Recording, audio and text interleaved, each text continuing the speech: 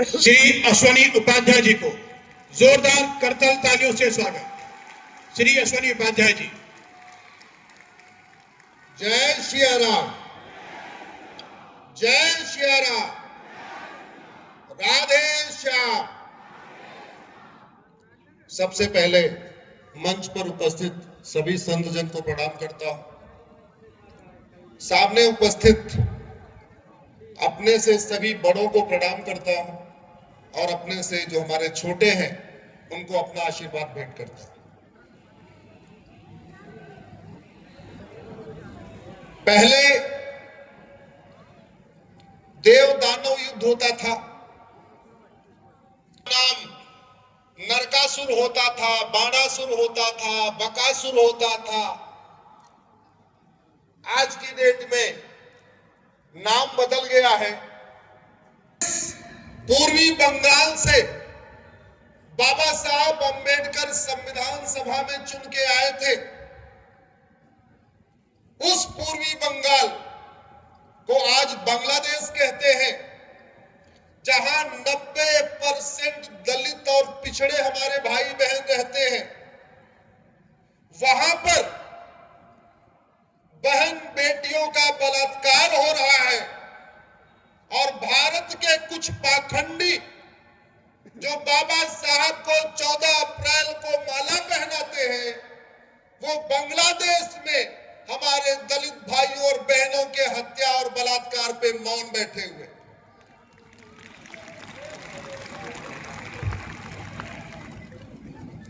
Bangladesh east Bengal था। गांधी जी ने वहां बहुत सारी रैलियां किया,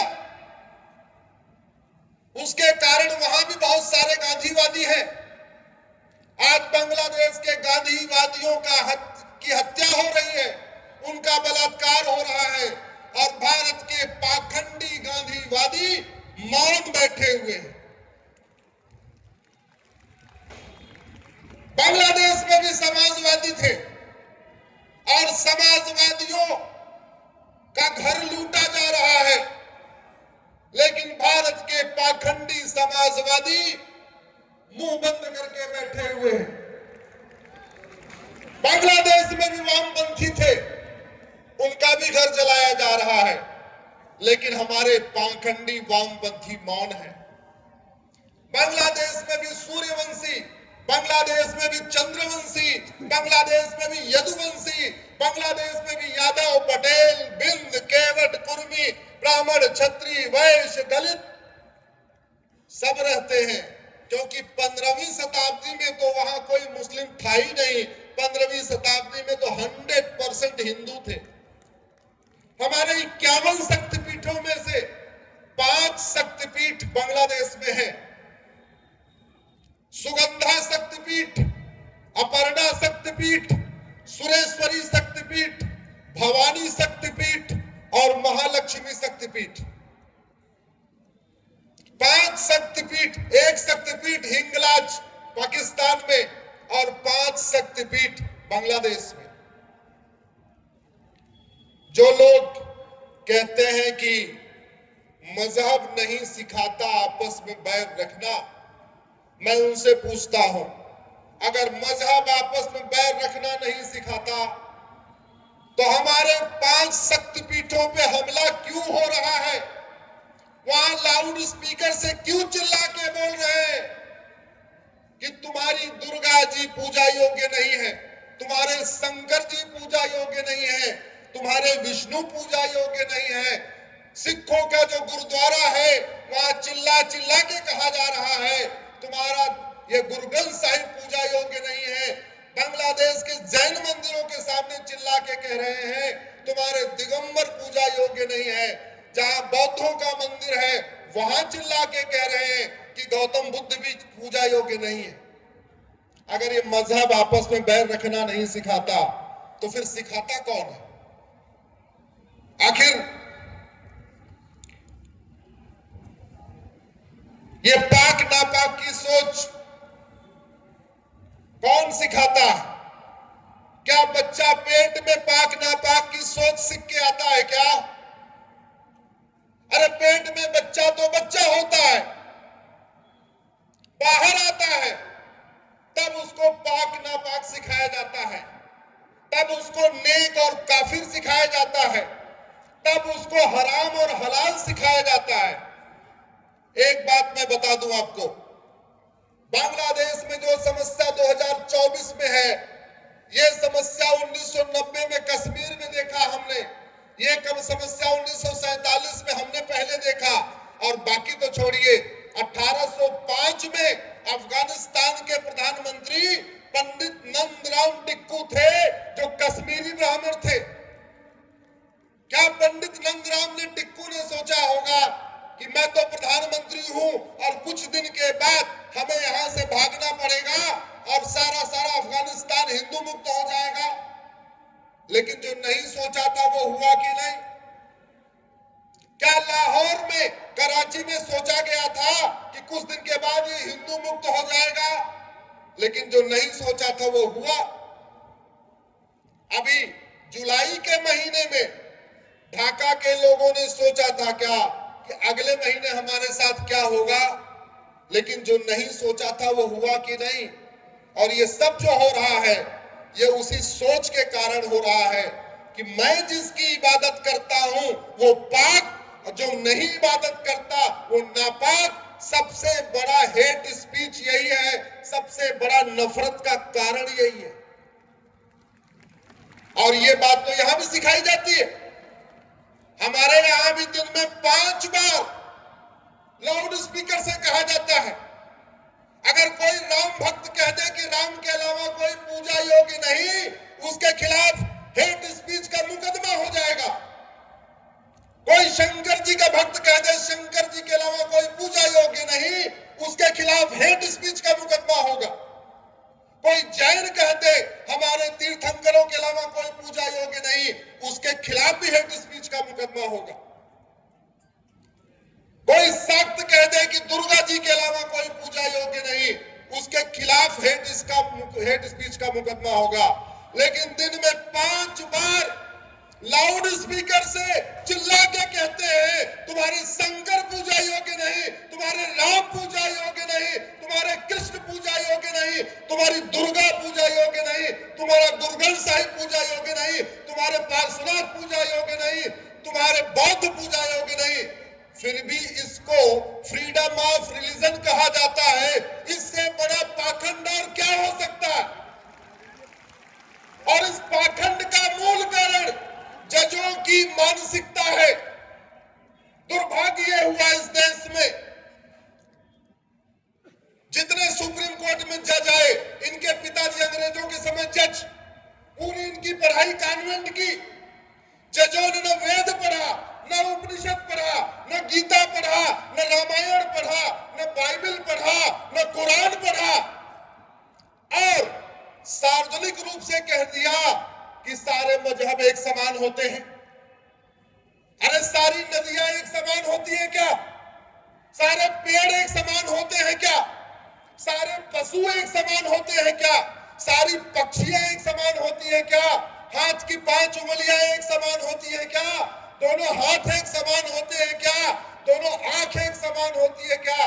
जब एक ही व्यक्ति के दोनों हाथ एक समान नहीं होते, 5 उंगलियां एक समान नहीं होती, दोनों आंख एक समान नहीं होती, फिर सारे रिलीजन एक समान कैसे हो सकते?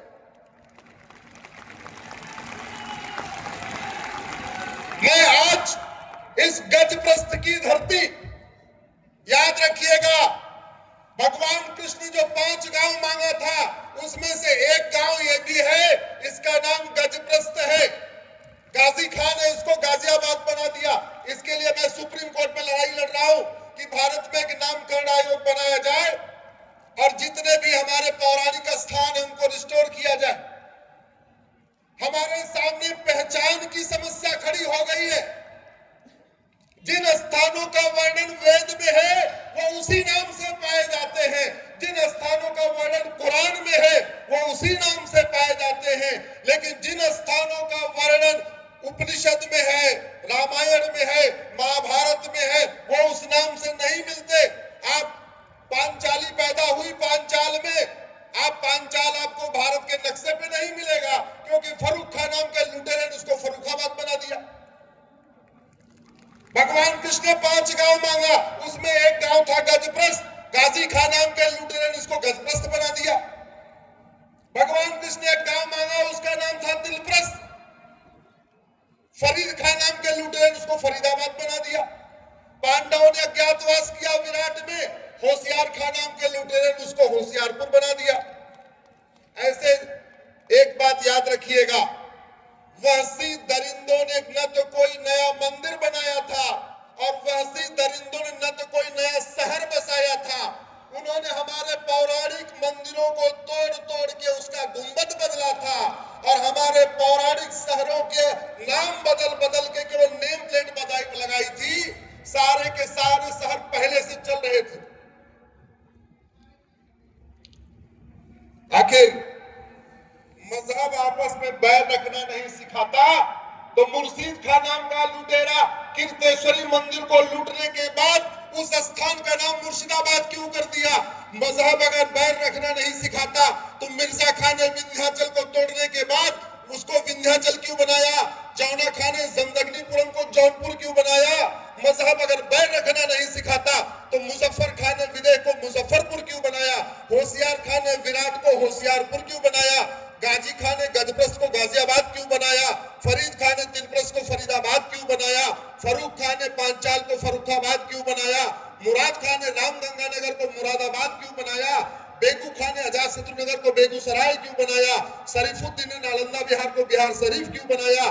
दरभंग खान ने द्वारभंगा को दरभंगा क्यों बनाया? हाजी शमसुद्दीन ने हरिपुर को हाजीपुर क्यों बनाया? अगर मजहब आपस में बैर रखना नहीं सिखाता तो जमाल खाजी सिंह को जमालपुर क्यों बनाया? अहमद शाह ने कर्णावती को अहमदाबाद क्यों बनाया? बुरहान ने भगनापुर को बुरहानपुर क्यों बनाया? होशंग शाह ने नर्मदापुरम को होशंगाबाद क्यों बनाया? अहमद शाह ने अंबिकापुर को अहमदनगर क्यों बनाया? तुगलक ने देवगिरी को तुगलकाबाद क्यों बनाया? उस्मान अली ने धारासी को उस्मानाबाद क्यों बनाया? फरीद खान ने मोकलहार को फरीदकोट क्यों बनाया? मुजफ्फर खान ने लक्ष्मी नगर को मुजफ्फरनगर क्यों बनाया? शाहजहां ने गोमती नगर को शाहजहांपुर क्यों बनाया? बख्तियार खिलजी ने नालंदा को बख्तियारपुर क्यों बनाया? करीमुद्दीन ने करीमनगर क्यों बनाया? महबूब खान ने महबूबनगर क्यों बनाया? अली मीर ने अलीपुर क्यों बनाया? भाग्यनगर को हैदराबाद क्यों बनाया? इंदौर को निजामाबाद क्यों बनाया? भिटौरा को फतेहपुर क्यों बनाया? हरिगढ़ को अलीगढ़ क्यों बनाया? अंबिकानगर को अमरोहा क्यों बनाया? आजमगढ़ को आजमगढ़ क्यों बनाया? जसनौल को बाराबंकी क्यों बनाया? और गाजीपुर को गाजीपुर क्यों बनाया?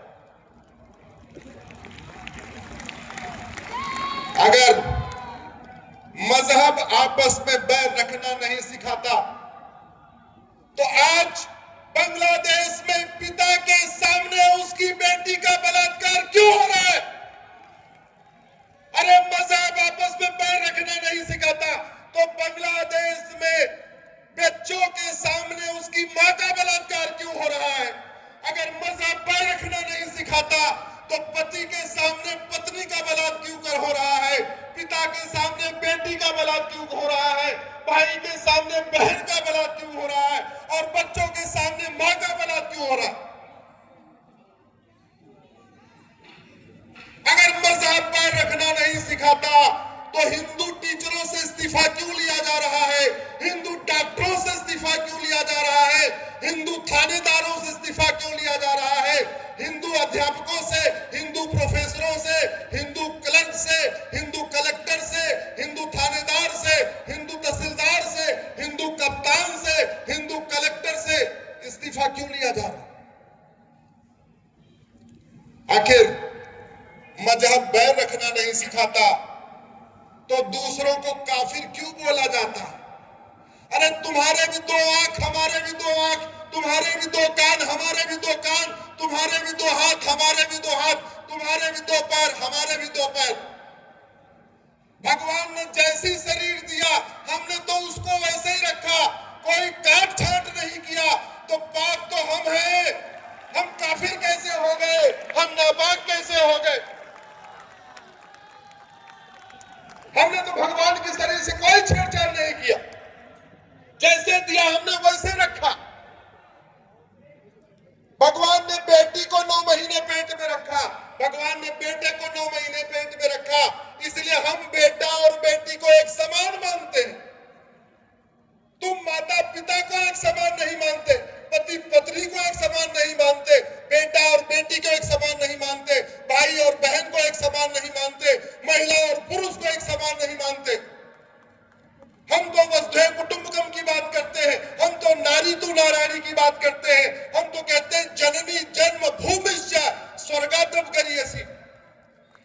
सर्वमंगल मांगल्य की बात करते, हम तो सर्वे भवन्तु सुखिनः की बात करते। हमने तो कभी नहीं कहा हिंदुओं की जय हो, हमने तो हमेशा कहा धर्म की। हमने कभी नहीं कहा गैर हिंदुओं का नाश हो, हमने तो कहा अधर्म का।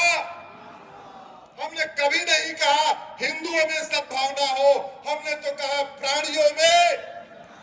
हमने कभी नहीं कहा केवल हिंदुओं का कल्याण हो, हमने तो कहा विश्व का।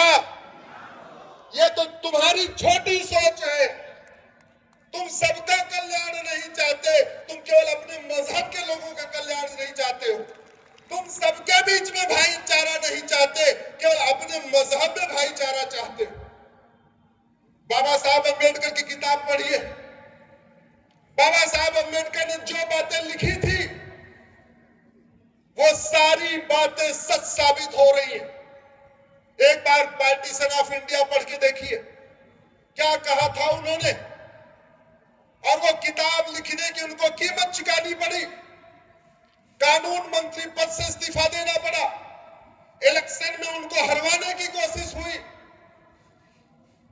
बाबा साहब अम्बेडकर चूंकि ईस्ट बंगाल से चुनाव लड़के आए थे, उनसे बदला लेने के लिए वो हिंदू मेजॉरिटी एरिया को भी पाकिस्तान को दे दिया, नहीं तो वो बांग्लादेश आज भारत का हिस्सा होता, वो उधर जाता ही नहीं। बाबा साहब से दुश्मनी के चलते वो बंगाल जहां से बाबा साहब अम्बेडकर जीत के आए थे, उसको उठा के पाकिस्तान को दे दिया। मेरा आप लोगों से इसलिए निवेदन है, समस्या एक जगह की नहीं है, समस्या ये यूनिवर्सल है। तो समाधान क्या है, हम समाधान की बात करते हैं। समस्या ये है, एक मां के पेट से पैदा हुए 2 जुड़वा बच्चों में एक बच्चे को गुरुकुल में डाल दीजिए और एक बच्चे को मदरसे में डाल दीजिए। अगर आपको लगता है सारे पंथ एक समान होते हैं, सारी किताबों में एक ही बात लिखी हुई है, तो ट्रायल करने के लिए अपने 2 बच्चों में एक बच्चे को गुरुकुल भेजिए, एक बच्चे को मदरसा भेजिए, और 10 साल के बाद आपको समझ में आएगा कि सारे मजहब एक समान होते हैं या मजहब ही दुश्मनी फैलाता। आपके इसी क्षेत्र से एक जैन परिवार के बच्चे को कन्वर्ट कर दिया ऑनलाइन गेमिंग के जरिए। मैं यहां की पुलिस को धन्यवाद दूंगा, मैं यहां के पुलिस कमिश्नर साहब को धन्यवाद दूंगा, जिन्होंने एक ऐसा काम किया जो भारत में कभी पहले हुआ ही नहीं था। गजप्रस्थ के पुलिस कमिश्नर अजय कुमार मिश्रा जी ने आदेश दिया, इसने जैन परिवार के बच्चे को कन्वर्ट किया है, इसके खिलाफ एनएसए लगाओ, नेशनल सिक्योरिटी एक्ट लगाओ, जो भारत में पहले कभी लगा ही नहीं था। मैं मुख्यमंत्री योगी जी को धन्यवाद दूंगा, उत्तर प्रदेश के डीजीपी साहब को, पुलिस को धन्यवाद दूंगा। भारत में एक दूसरा काम और भी हुआ है जो पहली बार उत्तर प्रदेश में हुआ है, धर्मांतरण कराने वालों को आजीवन कारावास मिला। आज मैं यहाँ की धरती से पूरे देश के अपने पुलिस भाइयों को बताना चाहता हूँ, इस समय बांग्लादेश में थानेदार, हवलदार, पेशकार, तहसीलदार, कलेक्टर और कप्तान से इस्तीफा ले लिया गया है। क्यों? क्योंकि वो हिंदू है। अब आप वहां जाकर उनको नहीं बता सकते हो, लेकिन भारत में आप कुछ कर सकते हो। मैं आपको रास्ता बताता हूं। मैं आपसे पूछता हूं, ये धर्मांतरण राष्ट्र की सुरक्षा के लिए खतरा है कि नहीं? ये घुसपैठ राष्ट्र की सुरक्षा के लिए खतरा है कि नहीं? और जो राष्ट्र की सुरक्षा के लिए खतरा होता है, उससे निपटने के लिए कानून है, उसका नाम है एनएसए, नेशनल सिक्योरिटी एक्ट। मैं आज गजप्रस्थ के पुलिस से आग्रह करता हूं और पूरे देश के पुलिस से आग्रह करता हूं, ड्रग्स जिहादियों, घुसपैठ जिहादियों और धर्मांतरण कराने वाले जिहादियों जिहादियों के खिलाफ नेशनल सिक्योरिटी एक्ट लगाना शुरू करिए। ये ड्रग जिहाद, घुसपैठ जिहाद और धर्मांतरण जिहाद हमारी एकता अखंडता के लिए खतरा है। डेमोग्राफी इम्बैलेंस हो रही है। आप ड्रग जिहादियों, घुसपैठ जिहादियों और धर्मांतरण कराने वाले जिहादियों और उनके मददगारों के खिलाफ यूएपीए लगाइए। धर्मांतरण एक वेजिंग वॉर है। मुगल यहां धर्मांतरण कराने आए थे, अंग्रेज यहां धर्मांतरण कराने आए थे। मुगलों ने इस्लाम को फैलाया, अंग्रेजों ने क्रिश्चियनिटी को फैलाया। तो ये अपने आप में एक इनडायरेक्ट वॉर है। इनडायरेक्ट वॉर से निपटने के लिए एक कानून में सेक्शन है, उसको कहते हैं वेजिंग वॉर। और वेजिंग वॉर में आजीवन कारावास और फांसी होती है।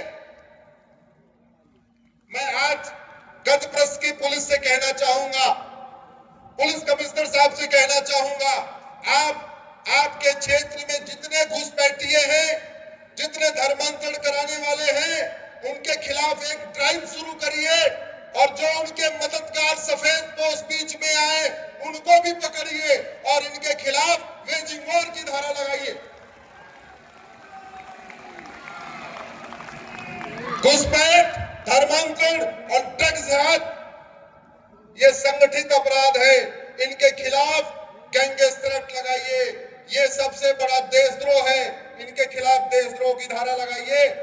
मैं गारंटी के साथ कहता हूं, जिस दिन पुलिस घुसपैठियों और धर्मांतरण कराने वाले मिशनरियों और जिहादियों के खिलाफ ये 5 धारा लगाएगी, इनसे यूएपीए, वेजिंग वॉर, देशद्रोह और गैंगस्टर एक्ट, 80% घुसपैठिए अपने आप भारत छोड़ के बांग्लादेश भाग जाएंगे। 80% धर्मांतरण कराने वाले भारत छोड़ के भाग जाएंगे। और जब ये 6 करोड़ घुसपैठिए भागेंगे तो बांग्लादेश के हिंदू भी सुरक्षित हो जाएंगे। वो वहां बांग्लादेश के 1 करोड़ हिंदू जो सदियों से वहीं रह रहे हैं वो सुरक्षित नहीं है, लेकिन भारत में 6 करोड़ घुसपैठिए आराम से रह रहे हैं। इसलिए मैं पुलिस से आग्रह करता हूं, इनके खिलाफ एक स्पेशल ड्राइव शुरू करिए और इनके खिलाफ कानून की कार्रवाई शुरू करिए।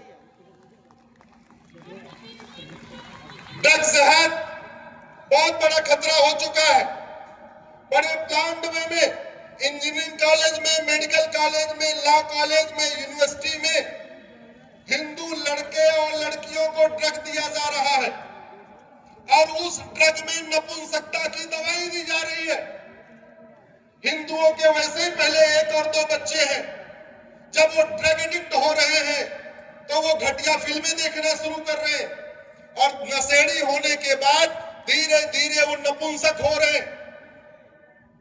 मिशनरियों और जिहादियों ने ड्रग सप्लाई करके पंजाब में 25% कन्वर्जन कर लिया और ये यहां भी हो रहा। हमारे आसपास के दिल्ली एनसीआर में ऐसा कोई कॉलेज नहीं है जहां ड्रग स्मगलर ने अपना नेटवर्क नहीं फैलाया। और उसमें आप पता कर लीजिए, रेव पार्टी में जाने वाले 100% हिंदू हैं। जितने नशेड़ी बच्चे हो रहे हैं 100% हिंदू हैं, क्योंकि बड़े प्लांट में ये जो ड्रग जिहाद चल रहा है, हिंदू लड़के और लड़कियों को टारगेट किया जा रहा है। जैसे वो 2-3 साल नशा कर लेते हैं, फिर कहते हैं मैं शादी नहीं करूंगा।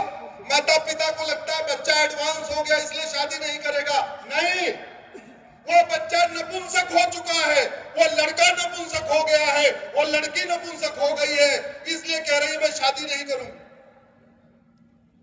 इसलिए ड्रग स्मगलर के खिलाफ मैं गाजियाबाद पुलिस से कहता हूं, स्पेशल ड्राइव शुरू करिए। बड़े प्लांट में भारत की डेमोग्राफी बदलने के लिए शुरू किया गया। एक बात याद रखिएगा, माता गांधारी जहां से आई थी वो अफगानिस्तान बन गया। जहां से माता कैकेयी आई थी वो पाकिस्तान बन गया। हमारे 5 माता के मंदिर थे, शक्तिपीठ थे, वो बांग्लादेश बन गया। और भारत के 9 राज्यों की डेमोग्राफी बदल चुकी है। मेरी पीआईएल सुप्रीम कोर्ट में चल रही है। 9 राज्यों में हिंदू खत्म। भारत में कुल 28 राज्य हैं, 8 केंद्र शासित प्रदेश हैं, टोटल हो गए 36। 36 में से 9 राज्यों में हिंदू खत्म, यानी 25% राज्यों में हिंदू खत्म। भारत में कुल 800 जिले हैं, 800 जिलों में से 200 जिलों की डेमोग्राफी बदल गई, यानी 25% जिलों की डेमोग्राफी बदल चुकी है। भारत में 6000 तहसीलें हैं, 6000 तहसीलों में से 1500 तहसीलों की डेमोग्राफी बदल गई है, यानी 25% तहसीलों की डेमोग्राफी बदल गई। भारत के बॉर्डर पे कुल 300 तहसीलें हैं, उन 300 की 300 यानी बॉर्डर की 100% तहसीलों की डेमोग्राफी बदल गई। हमारे सामने कुछ लोग बैठे हैं जो लोकसभा का चुनाव लड़ते हैं, विधानसभा का लड़ते हैं, कई सारे यहाँ जनप्रतिनिधि बैठे हुए हैं, कई सारे माननीय विधायक बैठे हुए हैं। आज मैं आपको इस मंच से एक बड़ी बात बताता हूं। आप अपने लोकसभा क्षेत्र की वर्तमान वोटर लिस्ट और 25 साल पुरानी वोटर लिस्ट चेक कर लीजिए। आप अपने विधानसभा की वर्तमान वोटर लिस्ट और 25 साल पुरानी वोटर लिस्ट चेक कर लीजिए। आप अपने वार्ड की वर्तमान वोटर लिस्ट और 25 साल पुरानी वोटर लिस्ट चेक कर लीजिए। ऐसा कोई वार्ड नहीं, ऐसी कोई विधानसभा नहीं, ऐसा कोई लोकसभा नहीं जहां 10 से 20% डेमोग्राफी में बदलाव नहीं आया। चेक कर लीजिए। जनगणना 10 साल के बाद होती है, लेकिन वोटर लिस्ट तो हर चुनाव के पहले अपडेट होती है। करंट वाली चेक कर लीजिए। 2024 में लोकसभा चुनाव हुआ, ये वोटर लिस्ट उठाइए। 1999 में लोकसभा चुनाव हुआ था, वो वोटर लिस्ट उठाइए, दोनों को मैच करके देख लीजिए। पहले कितने परसेंट हिंदू थे, आज कितने परसेंट हिंदू हैं। अब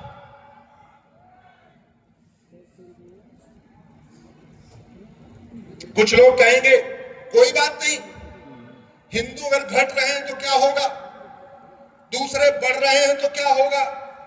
तो क्या होगा वो मैं आपको बताता हूं। जब तक हिंदू बहुसंख्यक है तब तक ये भारत का संविधान है। जब तक हिंदू बहुसंख्यक है तब तक भारत में लोकतंत्र है। जब तक हिंदू बहुसंख्यक है तब तक सबको समानता का अधिकार है, तब तक equality, justice, liberty, fraternity, unity, national integration.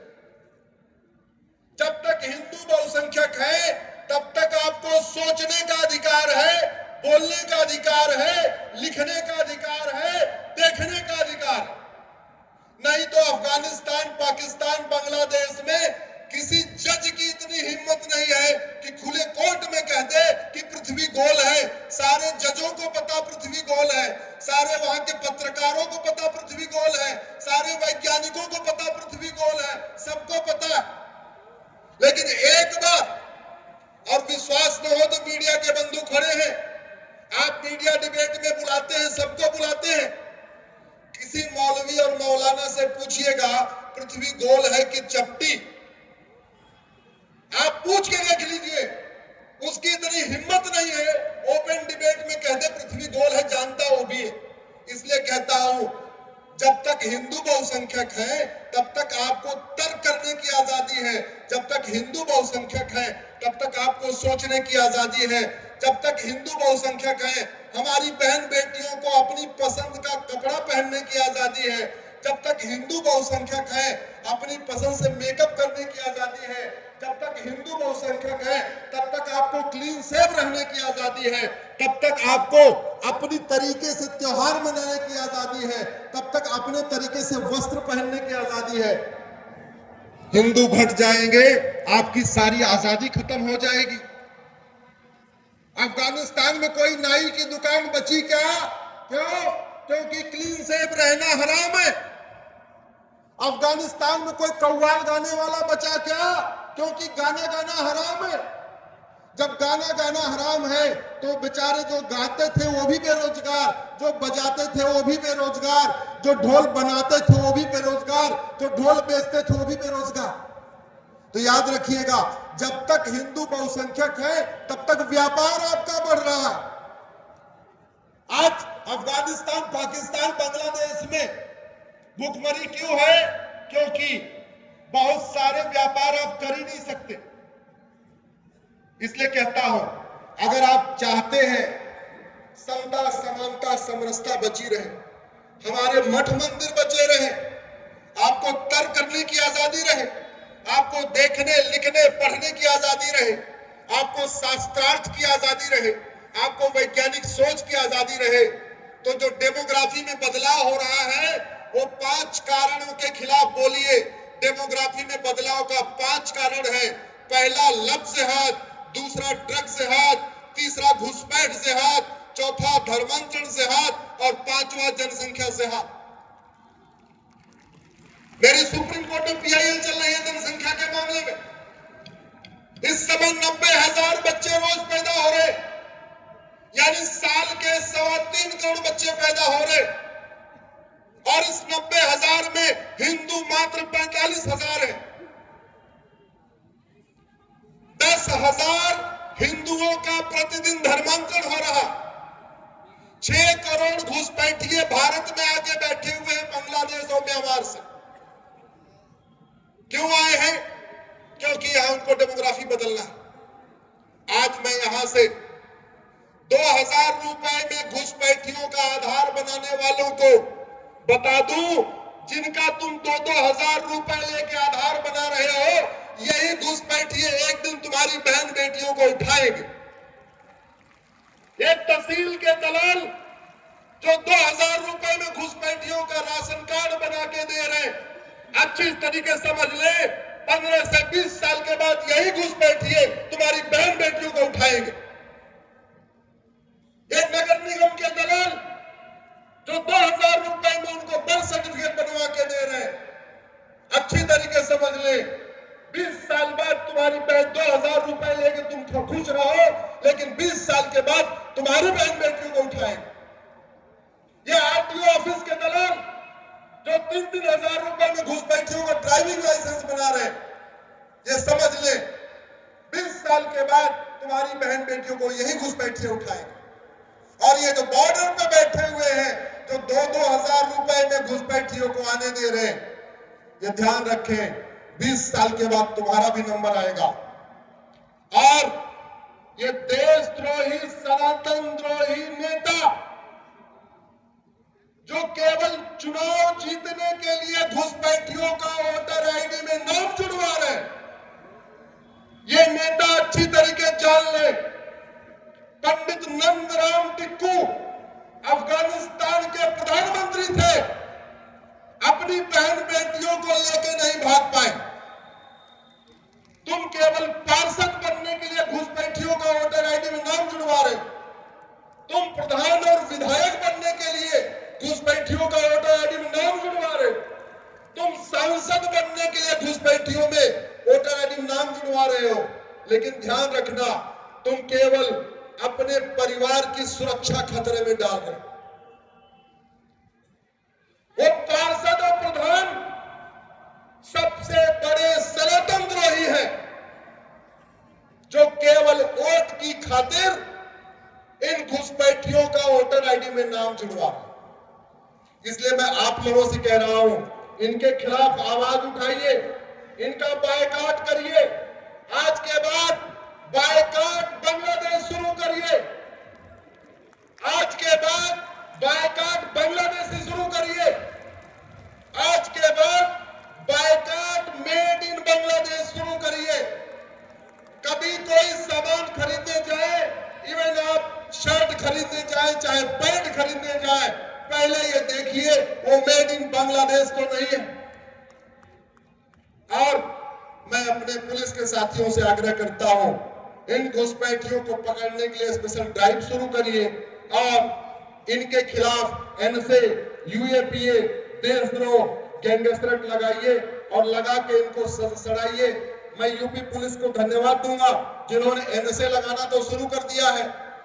अब आगे UAPA, देशद्रोह, गैंगस्टर और वेजिंग वॉर और लगाना शुरू करें। मैं आप लोगों से एक बात कह दूं, हमारे बांग्लादेश के लोगों ने कभी सोचा नहीं था 3 महीने पहले कि आज उनके साथ क्या होगा, लेकिन हो रहा।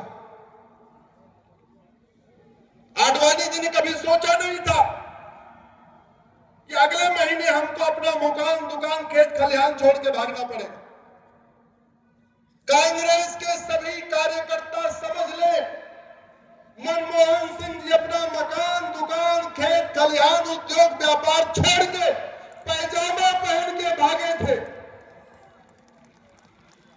जितने जेडीयू के कार्यकर्ता हैं समझ ले, इंद्र कुमार गुजराल साहब अपना मकान, दुकान, खेत खलिहान छोड़ के नंगे पांव भागे थे। इस देश के सारे खिलाड़ी समझ ले, मोहिंदर अमरनाथ अपना दुकान, मकान, खेत खलिहान छोड़ के भागे थे। इस देश के सारे हीरो हीरोइन, डायरेक्टर, प्रोड्यूसर समझ ले, यश चोपड़ा, प्रेम चोपड़ा, राज कपूर, राजेंद्र कुमार, सुनील दत्त, शेखर कपूर, ये सारे अपना मकान, दुकान, खेत खलिहान छोड़ के भागे थे।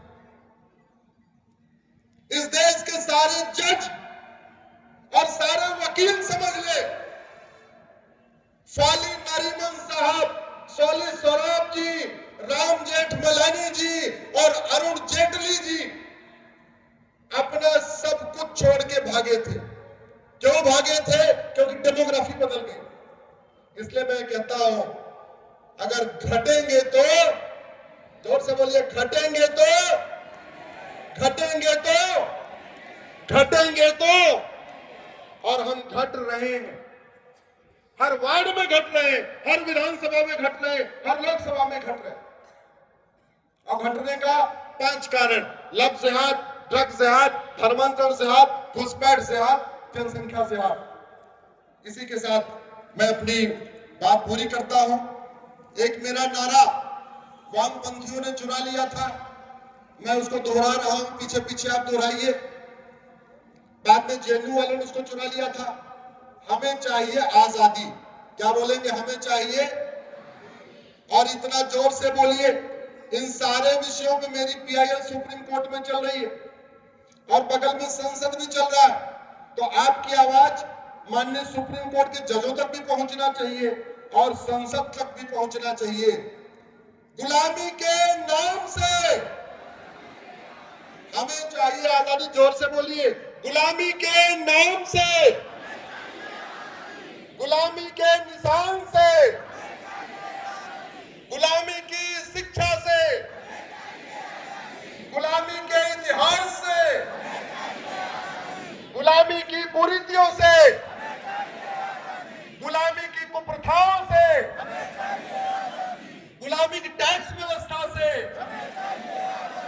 गुलामी की पुलिस व्यवस्था से, गुलामी की न्यायिक व्यवस्था से, लव जिहाद और लैंड जिहाद से, ड्रग्स जिहाद, पॉर्न जिहाद से, रोहिंग्या बांग्लादेशी घुसपैठियों से, धर्मांतरण कराने वाले जिहादियों से, बम विस्फोट और जनसंख्या विस्फोट से।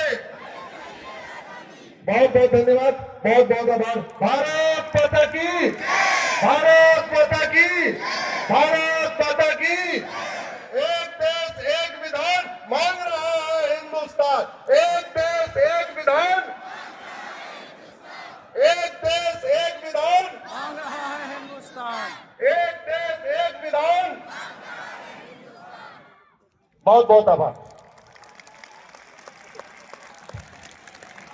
भारत माता